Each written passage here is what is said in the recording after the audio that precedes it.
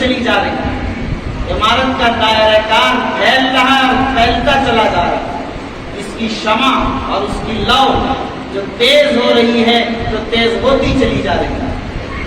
ہر اگلا امیر شریعت کاموں کو آگے بڑھا رہا، کاموں کو پھیلا رہا، پھیلتا چلا جا رہا۔ اب آپ دیکھتے ہیں امیر شریعت صاحب حضرت مولانا سید محمد ولی صاحب رحمانی رحمۃ اللہ علیہ کا جب انتقال ہوا 3 اپریل کو، تو کہیں اردو کی تحریک کے لیے اور اردو کارواں کی تحریک کے لیے اور اس کے تحفظ کے لیے کئی وفود مختلف علاقوں میں بہار اڑیسہ جھارکھنڈ کے پھیلے۔ بعض لوگ وہ ہیں کہ جو بنیادی دینی تعلیم کی تحریک کے لیے علاقوں میں پھر رہے ہیں۔ ہمارے شریعہ کے بعض وفود اسکولوں کے قیام میں سرگرم عمل ہے، بعض لوگ مختلف دورے کر رہے ہیں اور کاموں پر تحریکات میں لگے ہوئے ہیں۔ اس درمیان امیر شریعت رحمۃ اللہ علیہ کا انتقال ہے۔ کاموں کو کرتے رہے اور کرتے کرتے اس دنیا سے چلے گئے اسی پردے سے۔ منگیر سے نکلے 2 مہینے ہو گئے لیکن منگیر واپس نہیں ہوئے، اسی درمیان سفر میں پٹنے میں انتقال ہوا۔ کام اس طرح ہوتا ہے، جتنے عمرائے شریعت آئے اللہ تعالیٰ نے یسین عمرہ ان کے ذمہ داروں کو بڑا اخلاص عطا کیا، مضبوط ٹیم عطا کی ہمارے شریعت، اور باصلاحیت افراد عطا کیے جس کی بنیاد پر عمارت کا یہ کام ہے۔ حضرت امیر شریعت رحمۃ اللہ علیہ چاہ رہے تھے کہ ہمارے شریعہ دفتر، ہمارے شریعہ پھلواری شریف پٹنے کا نام دے۔ وہ ایک پیغام لے کر نکلے تھے نقبہ کے تربیتی اجلاس کے نام پر کہ میں چاہتا ہوں کہ عمارت کا جو حلقہ ہے بہار اڑیسہ جھارکھنڈ، اس کے ہر گاؤں میں نقبہ کی ترتیب بنے اور صدر سیکریٹری ضلع پیمانے پر اور بلاک سطح پر تیار ہوں، جس کا اثر یہ ہوگا کہ نقبہ جڑ جائے، آبادی جڑ جائے، گاؤں کا گاؤں جڑے گا اور اس سے ہمارے شریعہ کی مضبوطی آئے گی۔ ابھی کچھ اضلاع میں کام ہوا تھا، ابھی بڑا کام باقی تھا۔ دعا فرمائیں کہ اللہ تعالیٰ اس سلسلے کو جاری رکھے اور حضرت رحمۃ اللہ علیہ کے جو عزائم اور منصوبے تھے ان سب کی تکمیل کی ہم سب کو توفیق نصیب فرمائے۔ میرے بزرگوں، بات اصل یہ ہے کہ حضرت امیر شریعت رحمۃ اللہ علیہ ایسے وقت میں چلے گئے جس وقت میں ملت کو ان کی ضرورت تھی، ملک کو ان کی ضرورت تھی، بہار اڑیسہ جھارکھنڈ میں شدت سے ان کی ضرورت کا احساس کیا جا رہا تھا۔ لیکن ظاہر ہے جانا ہر ایک کو ہے اور وقت مقدر ہے، اس لیے وہ ساری ذمہ داریاں ہمارے اور آپ کے کاندھوں پر آتی ہیں کہ ہمیں ان ذمہ داریوں کو مضبوطی کے ساتھ انجام دینا ہے۔ وہ ایک خطوط دے گئے، وہ نقوش دے گئے، راہ عمل دے گئے، کام کے طریقے دے گئے کہ اگر سی اے کا مسئلہ ہو، NRC کا مسئلہ ہو، طلاق ثلاثہ کا مسئلہ ہو، ہمیں کس طرح حکومت سے منوانا ہے، ہمیں کس طریقے سے کام کرانا ہے، ملت کے لیے ہمیں کیسی قربانیاں اور کیسا اثار پیش کرنا ہے، وہ سارا نمونہ عمل لے ہمارے لیے کام کرنا آسان ہے۔ یاد رکھیے کہ آج عمارت شریعہ نے 100 سال پورا کر لیا اور عمارت کے بزرگوں میں جو خدمات انجام دی ہیں وہ ناقابل فراموش ہے، اور ہمارے شریعہ نے جو اپنا مقام بنایا وہ بھی لائق تحسین ہی نہیں بلکہ لائق تقلید ہے۔ لیکن منزل پر آدمی نہیں پہنچ پاتا، آدمی جب بھی جاتا ہے کام ادھورا چھوڑ کر جاتا ہے۔ کام کو کرتے رہنا اور بڑھتے چلے جانا ہے، اور جتنا کریں گے لگے گا کہ ابھی اور کام بہت کم ہے۔ کیا معاشرے کو ضرورت نہیں کی کہ معاشرہ مدینہ منورہ جیسا معاشرہ ہمارا بن جائے؟ ہمارے شریعہ کے اصلاح معاشرہ شعبے کی یہ بھی ذمہ داری ہے۔ کیا ہمارا معاشرہ مدینہ منورہ جیسا معاشرہ بن گیا یا اس سے بہت دور بہت دور بہت دور ہے؟ کیا اصلاح معاشرہ کی کوششوں کی ضرورت نہیں ہے؟ کیا اس ملک میں مسلمانوں کے جان و مال کا تحفظ دستوری طریقے پر یقینی ہو چکا؟ نہیں۔ اگر نہیں ہوا تو کیا ہمیں اس کے لیے آگے بڑھنا اور آگے بڑھانے کے لیے لائے عمل تیار کرنا اور اس کے لیے منظم منصوبہ بندی کے ساتھ تیاری کرنے کی ضرورت ہے. اگر ہے ضرورت تو ہمیں بیٹھ کر لائے عمل بنانا پڑے گا اس کے لیے.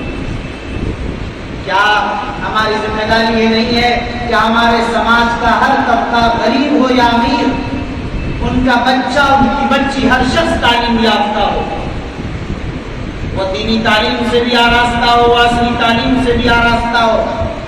کیا ہماری آبادی میں ہر بچہ دینی اور عصری تعلیم سے آراستہ ہے؟ اگر نہیں ہے اور یقیناً نہیں ہے تو ظاہر ہے کہ ابھی ہم پیچھے ہیں, ہماری منزل بہت آگے ہے. اس کے لیے ہمیں بڑی کوششیں کرنے کی ضرورت ہے. ہمیں یہ دیکھنا کہ کیا ہم لڑکیوں کی تعلیم کے لیے جو الگ سے انتظام کرنا ہے, ہم نے اسکولوں میں الگ سے نظام بنایا, ہم نے کالجز قائم کیے لڑکیوں کے لیے الگ سے, انجینئرنگ کالج قائم کیے, میڈیکل کالج قائم کیے. کیا اس کی ضرورت نہیں؟ کیا ان عصری تعلیموں کو اسلام کے سانچے اور سائے میں اور اسلامی تربیت اور اسلامی ماحول میں ان تعلیمات کے حصول کی ضرورت نہیں؟ کیا اس کا انتظام امت کے اہل ثروت اور امت کے اہل خیر اور امت کے ذمہ داروں کی ذمہ داری ہے یا نہیں؟ اگر ہے اور یقیناً ہے تو کیا سر جوڑ کر بیٹھنے اور کام کرنے کی اس پر ضرورت نہیں ہے؟ آپ یہ بتائیے کہ کیا آپ بیمار ہو جائیں گے تو آپ یہاں سے پٹنہ اور پٹنہ سے دلی اور بمبئی اور بنگلور علاج کے لیے چلے جائیں گے اور آپ کے لیے سب کچھ اسباب مہیا ہیں؟ کیا سماج کے ہر طبقے کی صورتحال ہے؟ کیا ہر شخص اس طرح علاج کرنے پر اپنی صحت پر قادر ہے؟ نہیں ہے. تو کیا ان کے لیے ہاسپٹلوں کی ضرورت نہیں؟ ان کے لیے ہاسپٹلوں کی ضرورت. کیا سستا سے سستا, آسان سے آسان علاج کی ضرورت ہے؟ کیا ڈاکٹروں نے لوٹ مار نہیں کر رکھی؟ کیا ڈاکٹروں نے ڈکیتی نہیں کر رکھی ہے؟ جو صورتحال ہے ان کی فیسوں کی کیا صورتحال ہے اور دوا علاج غریب کے اختیار سے پار ہو. ایسے وقت میں ضرورت یہ ہے, حضرت امیر شریعت رحمۃ اللہ علیہ نے اعلان کیا تھا ہر ضلع میں ایک CBSE اسکول ہو جو اسلامی طرز پر قائم ہے. سہرسہ میں بھی اس کا قیام عمل میں آنا چاہیے اور اس کے لیے زمین مہیا ہو تو انشاءاللہ یہ کام آگے بڑھے گا. ہاسپٹل ہونا چاہیے کم از کم جہاں پر آسانی سے سستا علاج کیا جا سکے. ابھی میں نے ذکر کیا کہ کم از کم ہاسپٹل نہیں تو فوری طور پر سر دست اولین ترجیحی بنیاد پر جو دارالقضاء ہیں, دارالقضاء کی بلڈنگ میں ہی اگر 1-2 کمرے میں مل جائیں تو فری کے طور پر کچھ غریبوں کے لیے ابتدائی علاج کا نظام تو بن جائے. کم از کم یہاں سے تو شروع کر سکتے ہیں.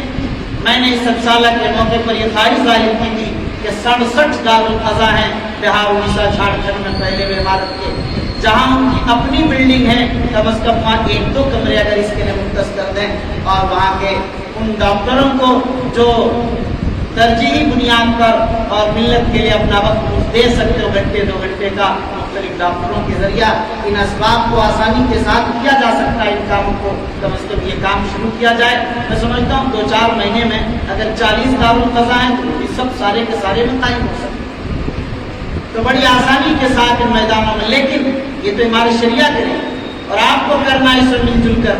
لیکن میں تمام اہل ثروت اور تمام مخیرین حضرات سے اور تمام ان حضرات سے جو خود تو مخیر نہیں ہیں لیکن ان کے پاس یہ طاقت ہے, ان کی زبان میں ان کے اسباب و وسائل ہیں, وہ اختیار کر سکتے ہیں, انہیں اپنا اسکول قائم کرنا چاہیے, انہیں اپنے پیسوں کو رخ دینا چاہیے کہ وہ ہاسپٹل قائم کریں, صحت کے میدان میں بھی آگے بڑھیں.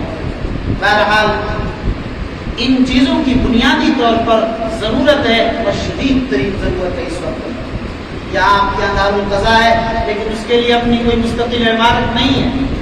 میں حافظ ممتاز صاحب رحمانی سے یاد کروں گا کہ بڑے متحرک و فعال ہیں اور ہمارے شریعت کے یہاں ذمہ داروں میں خود ہمارے محترم مولانا عبدالصمد صاحب رحمانی ہیں اور ڈاکٹر ابوالکلام صاحب وغیرہ سب لوگوں سے یہاں بھی اگر ضرورت ہے اور سمری بختیار پور کے تمام ذمہ داران سے کہ دارالقضاء کہ اگر اپنی زمین ہو جائے اور وہاں اس میں ایک سسٹم کے ساتھ باضابطہ ہو تو میں سمجھتا ہوں کہ یہ بہت اہم کام ہوگا اور ہماری شریعہ کا ایک باضابطہ دفتر عمل میں آ جائے گا تو اس سے تحریک میں بھی آسانی ہوگی, کاموں میں بھی آسانی ہوگی.